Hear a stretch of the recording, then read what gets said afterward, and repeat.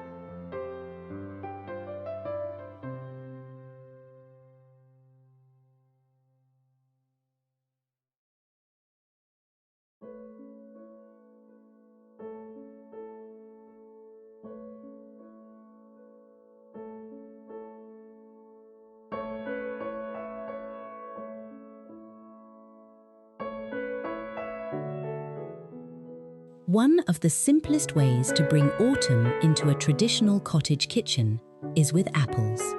Rather than scattering them around the room, I like the idea of filling one generous old wicker basket, wooden trug, or substantial pottery bowl. Place it somewhere useful, perhaps on the kitchen table, dresser, or worktop, where it becomes a strong, cheerful focal point. Choose a mixture of deep red, russet and fresh green apples if you can.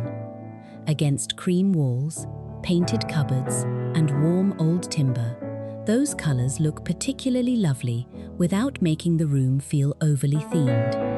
And this is an affordable decorating idea too. You don't need a cupboard full of seasonal ornaments. Something useful and familiar can provide all the colour you need. A folded checked tea towel beside the basket and perhaps one sturdy pottery jug nearby are quite enough. Keep the arrangement simple and contained, so the kitchen still feels practical and orderly.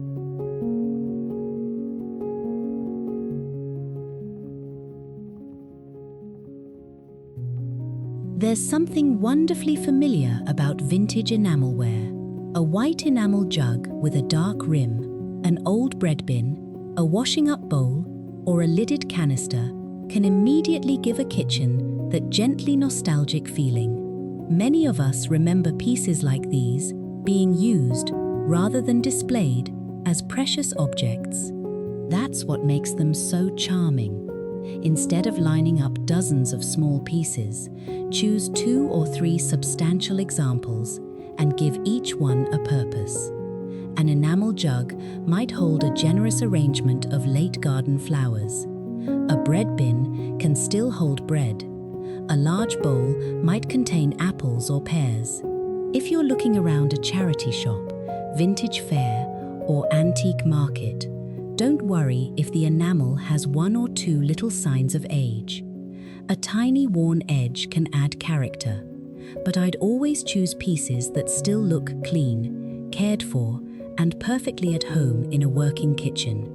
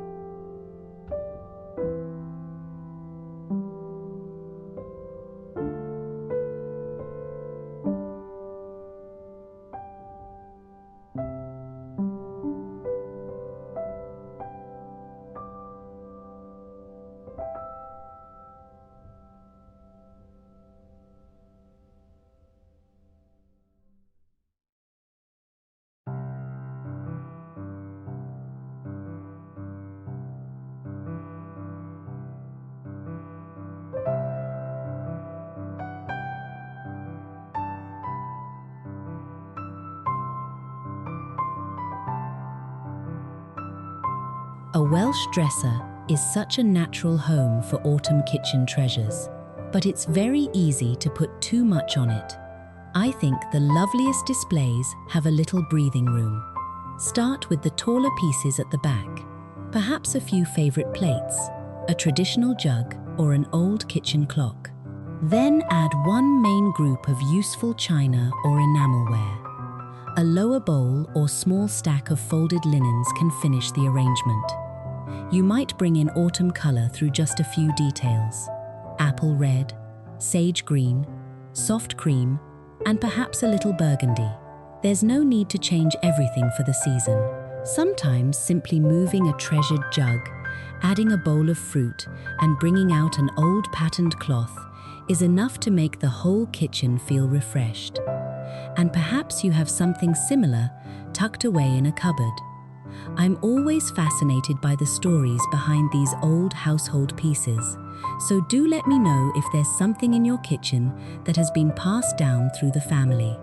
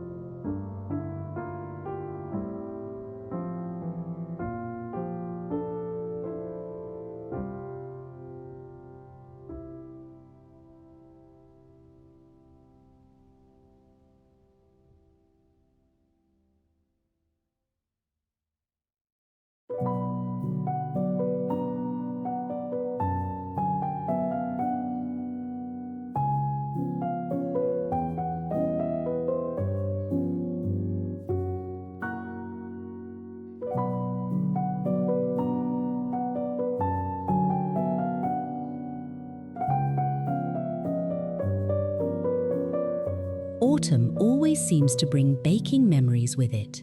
Apple crumble, apple pie, sponge pudding. Even the thought of them can take us back to kitchens where the windows steamed slightly and something comforting was cooking in the oven.